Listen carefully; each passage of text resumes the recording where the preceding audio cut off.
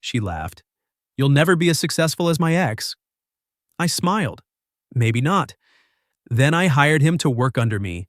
Her silence when she saw him calling me boss was delicious. My name is Adrian Park.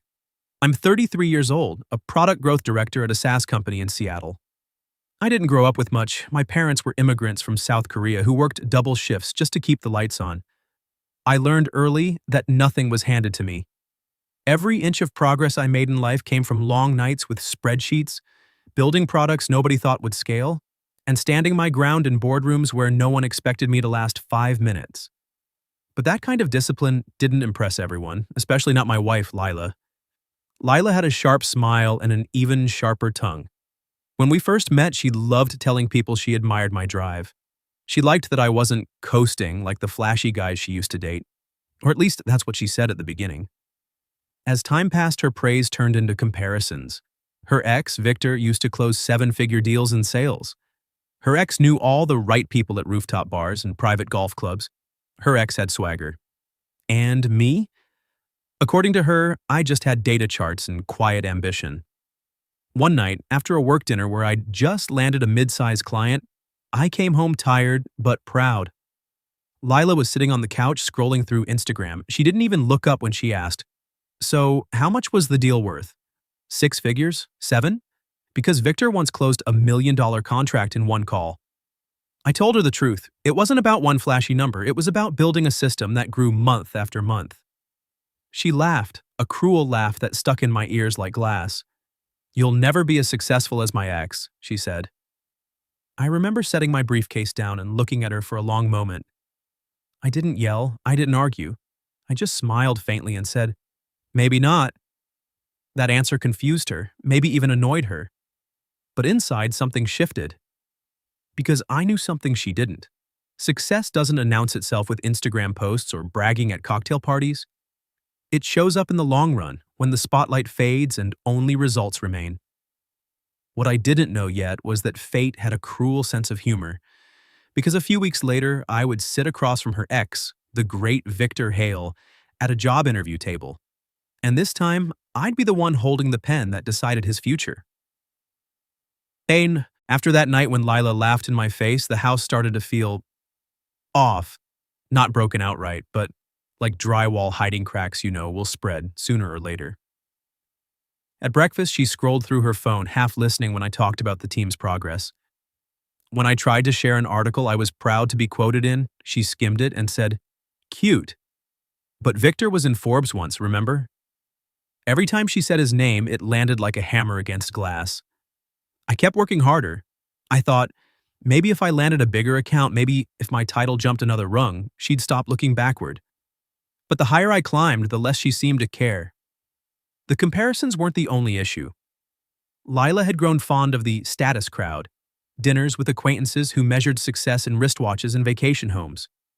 She pushed me to join, but when I did, she'd cut me off mid-sentence or roll her eyes when I explained what I actually did for a living.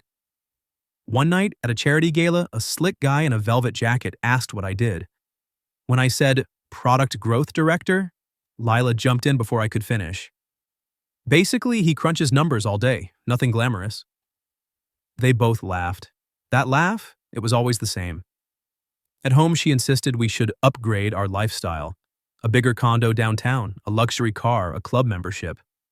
When I told her I'd rather keep investing in long-term savings, she scoffed. "God, you sound just like my dad."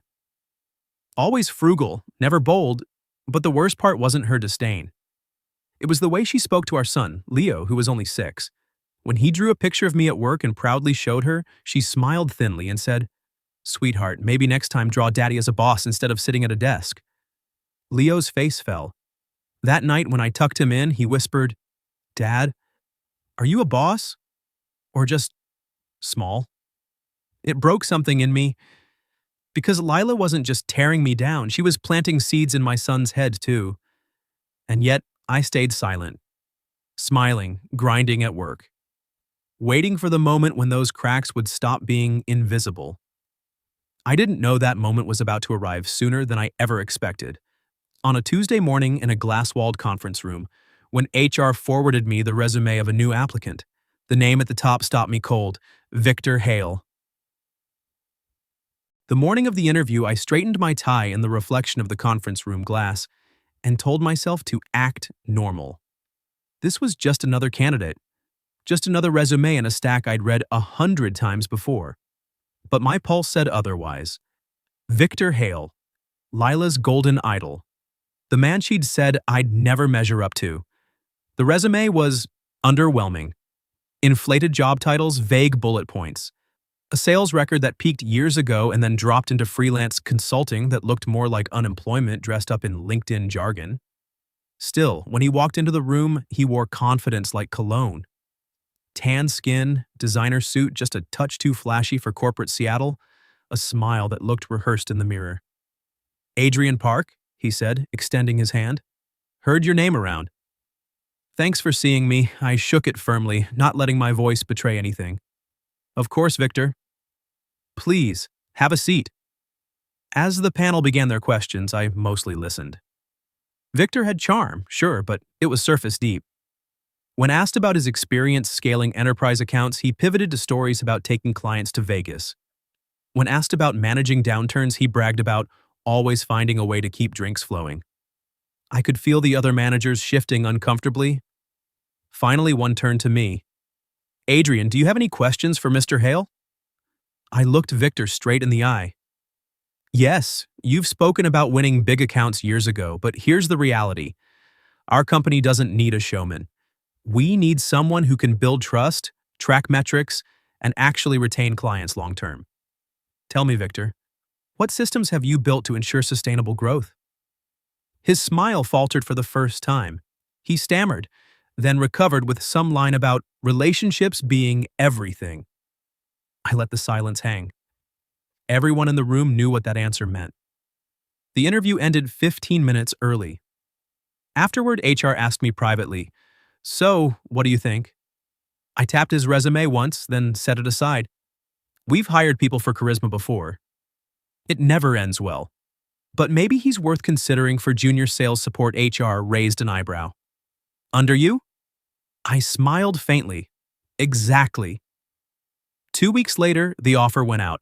He accepted. And the day I introduced him to the team as my direct report, I watched the mask crack on his face just slightly. He managed a handshake, but his jaw was tight. I didn't gloat. Not then. Not yet. Because I knew the real payoff would come later, when Lila, in all her scornful laughter, realized her ex wasn't above me anymore. He was reporting to me. That evening, I came home later than usual. Leo was already asleep, sprawled sideways across his little race car bed. Lila was on the couch, scrolling through Instagram stories of rooftop bars she wished we were at. She didn't look up when I set my briefcase down. "You're late again," she said flatly. "Let me guess. Another medium-sized deal?" Her tone made my teeth clench. I could have told her everything right then. That I'd just sat across from Victor Hale, that I'd signed off on hiring him, under me, that her golden boy was about to walk into our office and call me boss. But I didn't. Instead, I poured myself a glass of water, sat across from her, and said calmly, "Work's shifting. Some restructuring. I'll have new people under me soon." She gave a bitter laugh. "Under you?" "Adrian, no offense, but you're not exactly intimidating. You can't even control your own wife, let alone a team." I smiled faintly. Maybe not. But we'll see. That threw her. She set her phone down, narrowed her eyes. "What's that supposed to mean?" I shrugged. "It means change is coming." "You'll find out soon enough." Her annoyance simmered into suspicion, but she couldn't press further. Instead, she muttered something about me being cryptic, grabbed a blanket, and disappeared into the bedroom. I sat in the quiet for a long while, the only sound the ticking of the old wall clock. I wasn't ready to give her the satisfaction of a fight. I wanted the truth to land where it hurt most, where her laughter would choke in her throat, where her smug comparisons would crumble into ash. And that moment wasn't going to happen in our living room. It was going to happen in public, in front of her, in front of him. And when it did, I was going to let silence do the talking. The first time it happened, it was almost poetic. 2 weeks into Victor's new role, I scheduled a routine strategy meeting with the sales team. Nothing flashy, just quarterly goals, pipeline reviews, that kind of thing. But I made sure the meeting room had glass walls that overlooked the company cafe. Because Lila loved that cafe. She was always popping by with clients or friends, sipping overpriced lattes like she owned the place. That morning, I saw her the second she walked in, her red blazer unmistakable, her laughter echoing as she waved to a group of friends near the window. She hadn't seen me yet. Perfect. All right, I said, clapping my hands once. Let's get started. Victor, you've got the numbers for the West region, right? Victor shifted in his chair. His charm didn't work as well inside these walls. He opened his laptop, stumbled through the data, then cleared his throat nervously. Adrian, could you clarify the target margins again? Sorry, boss, that word. Boss. It rang louder than the hum of the cafe outside, and Lila, mid-sip of her latte, froze. Her head snapped toward the glass wall just as Victor glanced over his shoulder, straight at her. Her smile faltered. The color drained from her face. I kept my tone calm, professional, like I hadn't noticed. Of course, Victor. Let's walk through it together. I leaned over his screen, pointing to the numbers, fully aware that Lila was staring, that her friends were whispering, that her carefully curated image of superiority was cracking right there in a public cafe. Victor's voice wavered again. Thanks, boss. I'll adjust it for next week, I nodded. Good. Let's move on. When the meeting wrapped, I stepped out into the cafe, purposefully crossing paths with Lila. Her friends were still there, eyes wide, glancing between us like they'd stumbled into a soap opera. Adrian, she said quickly, standing too fast. What's going on? Why was Victor reporting to me? I finished for her. I smiled, not cruel, but deliberate. Because he works under me now. Thought you'd enjoy the irony. Her mouth opened, then closed. For once, she had no clever comeback, no sharp laugh. Just silence. I left her standing there, her latte forgotten on the table, Victor's boss still echoing in her ears. The humiliation must have been burning holes in her chest, because Lila didn't last a week before it exploded. Her parents had invited us for Sunday dinner, one of those formal, sit-around-the-polished table affairs. I almost declined, but something in me wanted to see how far she'd go when her pride was cornered. The meal started civil enough. Her mother asked about Leo's school, her father talked about property values, but then Lila set down her wine glass with a sharp clink and turned to me. So, she said, her voice bright but laced with poison, how does it feel, Adrian? Having my ex working under you? Must be the highlight of your career. Her parents stiffened. The air shifted instantly. I met her gaze evenly. It's just business. Victor applied. He was qualified enough for the role. Nothing more, nothing less. She gave a mocking laugh. Qualified enough to fetch coffee for you, maybe. Let's be honest. Victor was always 10 times more successful than you. You just got lucky. Her father frowned. Lila. But she kept going, her words sharper with every sip of wine. You should have seen the look on his face, Dad. Sitting there, pretending Adrian was in charge. It's pathetic, I set my fork down slowly. The anger was there, simmering, but I forced calm into my voice. Funny. From where I stood, the only person who looked pathetic was the one who couldn't handle reality. Her cheeks flushed crimson. Excuse me? You laughed at me for years, I said quietly, but the words cut through the room. Told me I'd never measure up. Compared me to a man who now sits across from me in meetings, calling me boss. And you can't stand it because it proves what I've known all along. You didn't want a husband. You wanted a trophy. And when I refused to play that part, you broke the glass yourself. The silence that followed was deafening. Then her mother whispered, Lila, is this true? Lila slammed her napkin on the table. Don't you dare look at me like that. You all act like Adrian's some saint, but he's not. He's just safe, boring, predictable. Victor, I interrupted, my voice sharp now, is in my office tomorrow morning asking me for direction. You chose the wrong battlefield, Lila, and the wrong soldier to worship. Her father pushed back from the table, disgust clear on his face. Enough. You've embarrassed yourself? Lila's hands shook as she stood. She looked at me like she wanted to claw the words back, but the damage was done. Her parents couldn't unhear it. Neither could I. She stormed out of the room, heels clicking like gunshots against the hardwood. And for the first time in years, the power had shifted. The fallout from that dinner didn't take long to spread. The next morning, Lila was already in damage control mode. She barged into my home office while I was reviewing contracts, her eyes bloodshot from lack of sleep. "You set me up," she hissed. "You knew hiring Victor would make me look stupid in front of everyone." I leaned back in my chair, folding my hands. "I didn't make you say those things at dinner. You chose that. You exposed yourself." Her lips trembled with rage. "I'll fix this. My parents will understand. Victor will back me up." But even as she said his name, her phone buzzed on the desk. Victor's name lit up the screen. She answered too quickly. "Victor? Hey, listen, about last night." I could hear his voice clearly through the speaker. Cold, clipped. "Don't call me about your marriage drama, Lila. I've got enough problems, and for the record, Adrian's the one signing my paycheck now. Maybe you should show him some respect." Her face went pale. "Victor, wait." But the line went dead. She lowered the phone slowly, her whole body shaking. For the first time, the arrogance was gone. What was left looked almost like fear. Over the next week, things unraveled fast. Her parents stopped calling. I later found out her father told her bluntly that she'd humiliated the family by disrespecting me in their home. Her social circle, those friends she paraded around, started whispering. It wasn't just about Victor calling me boss. Someone had posted a candid from the cafe, her standing there frozen while I walked past with quiet confidence. The caption read, "Tables turn fast." It spread through her friend group like wildfire. And at work, word trickled back to me from a mutual acquaintance. Clients were questioning her judgment, wondering if her personal drama was affecting her deals. A few even pulled listings from her portfolio. One night, she finally cracked. She stood in the kitchen, clutching a half-empty wine bottle, tears streaking her makeup.